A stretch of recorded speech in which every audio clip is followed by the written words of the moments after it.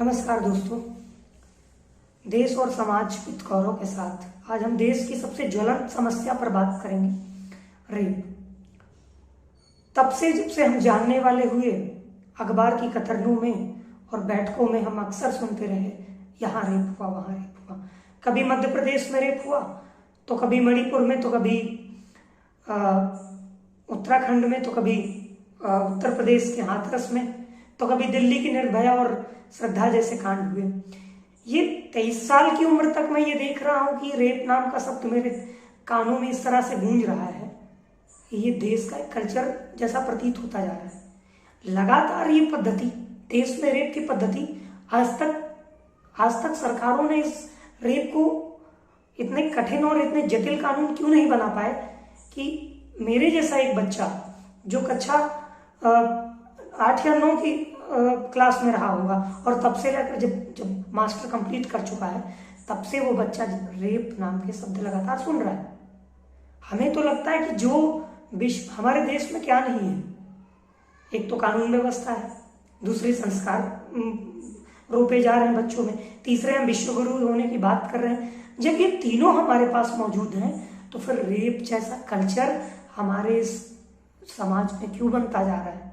कभी 12 साल की बच्ची का रेप होता है, तो कभी कश्मीर में उससे भी छोटी बच्ची का रेप होता है, तो कभी हाथरस में रेप होता है, तो कभी दिल्ली में। तो दिल्ली तो देश की राजधानी जो दूसरे को दिशा दिखा सकती है, उसमें तो सबसे ज्यादा दुर्दांत अपराध होते हैं। समझ में नहीं आता ये हो क्या रहा है हमारे देश। अरे ये तो हम आंकड़ों की बात क्या करें, आंकड़े तो कुछ भी कहते हैं। अरे उन महिलाओं का क्या होता होगा जिन्होंने अपने बचपन में रेप झेले होंगे, और आज जब वो उनकी बचपन की बातें उनके दिमाग में होंगी, उन्हें याद होगा। आज जब भी अखबार की कतरनों में पढ़ती होंगी या सुनती होंगी अखबारों में, तो उनको अपना रेप याद आता होगा। वो नर्क आप सोच सकते हैं, किस समस्या, किस पीड़ा में वो आज भी जी रही होंगी, किस दुख में और किस गुस्से में वो अपने परिवार का भला देख रही होंगी। हम पुरुष नहीं समझ सकते, क्योंकि पितृसत्ता हमारे इस दिमाग में उस तरीके से, क्यों न मानूं कि मैं पितृसत्ता काम नहीं कर रही। भाई साहब, सत्ता में तो पुरुष ही रहे हैं, और अगर किसी महिला को सत्ता में भागीदारी दी भी गई, तो उसके चारों तरफ पुरुषों का एक जबरदस्त डोमिनेंट रहा। तो इतने कठिन कानून आज तक क्यों नहीं आ पाए कि हमारे देश में रेप कल्चर खत्म नहीं हो पा रहा है, या रेप कल्चर बनता जा रहा है। जरा ये सोचो कि जब विश्व पटल पे हम विश्व बंधुत्व की बात करते होंगे, विश्व गुरु बनने की बात करते होंगे, नारियों की सम्मान करने की बात करते होंगे, हमारे आंकड़े जब उनके सामने प्रस्तुत होते होंगे, तो नेताओं हमारे चेहरे क्या शर्म से झुकते नहीं होंगे? क्या हमारी आंखों में जरा से भी नमी नहीं आती होगी? हो सकता ना आती हो, क्योंकि तुम्हारी जो पॉलिटिक्स है उसका क्रिमिनलाइजेशन हो चुका है अच्छे खासे से। तो फिर पर वो समाज, जो समाज रेप के बाद होने वाली मांग, जो 12 साल की बच्ची उज्जैन में रेप होने के बाद अपनी दया की भीख, अपने बचाव की भीख मांग रही थी, अपना अधिकार एक समाज से मांग रही थी, वो समाज उसकी मदद करने से इनकार कर देता है। ये किस स्तर का स्वार्थ है? किस पैकेट में बंद करके स्वार्थ को तुम ऊपर ले जाओगे? ये मरे हुए समाज से भी मरा हुआ समाज है। यूनिवर्सिटीज में वो आलोचना करने से डरने वाले शिक्षकों, आप देश के वैचारिक प्रभुत्व हैं। अगर आप देश को व्यवहारिक स्तर पर और चुनौती दे करके किसी भी ज्वलंत मुद्दे पर बात करेंगे, तो समाज में आपका प्रभाव पड़ेगा। क्योंकि अब हमसे ये बर्दाश्त नहीं होने वाला है। हम खुलकर बोलेंगे और खुलकर की आलोचना करेंगे हर उस सरकार की। ये मैं किसी एक सरकार की बात नहीं कर रहा हूं, मैं तो जब से जानने वाला हूं तब से कई सरकारें आई हैं भाई।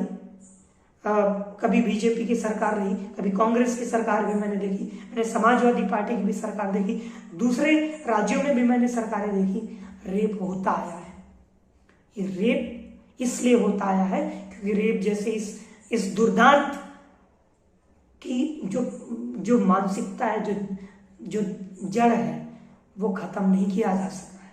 क्योंकि हमारे कल्चर में ये बात समझ में आई है कि महिलाएं हमसे नीचे हैं, और रेप इसने दुर्दांत आप जो है अपराध को मैंने देखा कि तमाम ऐसे रेपिस्ट जो जिनको स्वागत किया गया।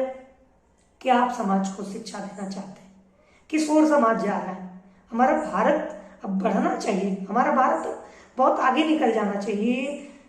उस देश में जहाँ सरस्वती पूजी जाती है, उस देश में जहाँ महिलाओं को नारियों देवियों जैसा सम्मान दिया जाता है, ये दर्द होता है, वास्तव में होता है। एक संजीदगी भरे नागरिक से, मैं नागरिक होने के नाते उन नागरिकों से सवाल पूछता हूं जो उज्जैन की 12 वर्ष की उस लड़की को मदद करने से मना कर दिया। ये मतलब सवाल पूछने में भी थोड़ी शर्म आती है, और सवाल पूछने में गुस्सा में भी नमी आ जाती है। किस समाज की ओर हम जा रहे हैं? कितना स्वार्थ कमाएंगे? सोचो जरा। और सिर्फ संस्कार न दो, सरकारों अपनी आंखों में झांको। और सरकार तुम्हारी आंखों से मैं एक बात पूछना चाहता हूं कि संसद में ऐसे कानून कब बनेंगे? संसद की ऐसी संरचनात्मक व्यवस्था कब लागू होगी? देश में वो संरचना कब लागू होगी जब ये जो कल्चर रेप का बनता जा रहा है ये स्ट्रक्चरली चेंज हो जाएगा, ये खत्म हो जाएगा, और हम वास्तव में एक संजीदगी भरे समाज में गर्व से हम कह सकेंगे कि हमारा देश रेप फ्री देश है। सोचना यूनिवर्सिटीज के प्रोफेसर्स, सोचना पार्टी के नेताओं, और सोचना अपने उन लड़कों को खुला छूट देने वाले अभिभावकों, स्वच्छंद छूट देने वाले जो लड़कियों पर कमेंट करते हैं, उसके बाद आप उन्हें तरजीह नहीं देते, आप उन्हें समझाते नहीं, आप उन्हें ठीक नहीं करते, आप उन्हें पुलिस को नहीं सौंपते। बहुत दुख है, बहुत पीड़ा है नेताओं, आपसे ही नहीं, उस मरे हुए समाज से जो रेप से पीड़ित महिला बच्ची की मदद करने से इनकार कर देता है। किस देश की शिक्षा व्यवस्था में हम जी रहे हैं? कौन से संस्कार हमारे देश में आज बोए जा रहे हैं जो रेपिस्ट को आज हम जो रेप हुई बच्ची को हम मदद करने से मना कर देते हैं? देश और समाज के इस मुद्दे में फिर मिलेंगे।